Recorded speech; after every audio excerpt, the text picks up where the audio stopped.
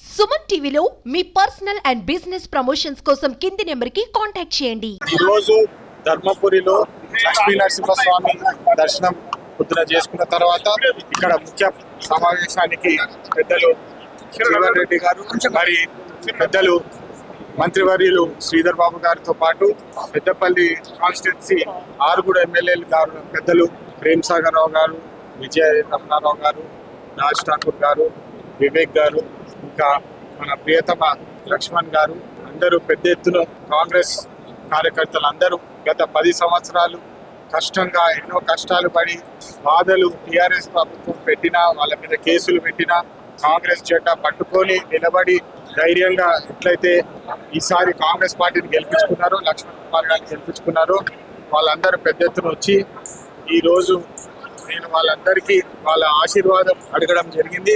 పెద్ద ఎత్తున అందరూ మంచి రెస్పాన్స్ ఇచ్చినారు. అందరు ఇక్కడ గత 10 సంవత్సరాల్లో జరిగిన నిరంకుశ పాలన, దోపిడీ రాజ్యం గుర్తు చేసుకొని ఈసారి ఖచ్చితంగా కాంగ్రెస్ పార్టీని మళ్ళీ గెలిపించాలని చెప్పి అందరినీ కోరుతున్నాను. నాకు వాళ్ళ ఆశీస్సులు చాలా ముఖ్యం, ఎందుకంటే ఆశీర్వాదం చాలా ముఖ్యం. ఎందుకంటే కాంగ్రెస్ పార్టీకి కాకా గారికి గత 70 సంవత్సరాల అనుబంధం. పెద్దపల్లి ప్రాంతం అనేక అభివృద్ధి పనులు మీరు పెన్షన్ కానివ్వండి, మొదటిగా అమలు చేసిన పెన్షన్ స్కీమ్ కాంగ్రెస్ హయాంలో వెంకటస్వామి గారి హయాంలో జరిగిందని చెప్పి అందరికీ గుర్తు చేయడం జరిగింది.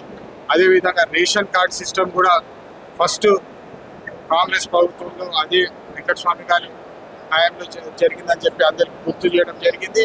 ఈసారి ఇక్కడ రైతులకున్న సమస్య గత 10 సంవత్సరాల్లో వీళ్ళు ఏదైతే Kaleshwaram project, mission Bhagiratha project అని చెప్పి 1,00,000 కోట్లు దోచుకున్నారు. ఇక్కడ ధర్మపురి ప్రాంతంలో, పెద్దపల్లి ప్రాంతంలో ఒక నల్లకి నీళ్లు కూడా రాని పరిస్థితి ఈరోజు ఎందుకుందని చెప్పి ప్రజలు ఆలోచించాలి.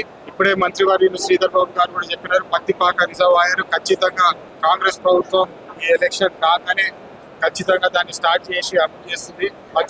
ఆ ప్రాజెక్ట్ ని సక్సెస్ఫుల్ గా చేసి ఈ ప్రాంతం మొత్తానికి నీటి సౌకర్యాలు లభించేలా కష్టపడతామని చెప్పి తెలియజేస్తున్నాము. మళ్ళొకసారి కాకా గారు, వెంకటస్వామి గారు గతంలో ప్రాణాయత చేవల్ల ప్రాజెక్టు ఇక్కడ స్టార్ట్ చేసి దానికి డాక్టర్ బిఆర్ అంబేద్కర్ పేరు కూడా పెడదామని చెప్పి ఎట్లయితే ఆయన విజన్ ఉండేనో ఇక్కడ ప్రాంతానికి వాటర్ వచ్చేలాగా కృషి చేసి పనిచేసి ఇక్కడ యువతకి ఈ తెలంగాణ ప్రాంతం మొత్తానికి అనేక నిరుద్యోగులు ఉన్నారు, వాళ్ళందరికీ ఉద్యోగాలు వచ్చేలా కృషి చేసి పనిచేస్తామని చెప్పి ఈరోజు కార్యకర్తలతో చెప్పడం జరిగింది. ఖచ్చితంగా కాంగ్రెస్ పార్టీకి 15 సీట్స్ వచ్చేలాగా కృషి చేసి పనిచేసి అభివృద్ధి బాటలో మన రాష్ట్రాన్ని, దేశాన్ని అభివృద్ధి బాటలో నడిపిస్తామని చెప్పి థ్యాంక్ యూ.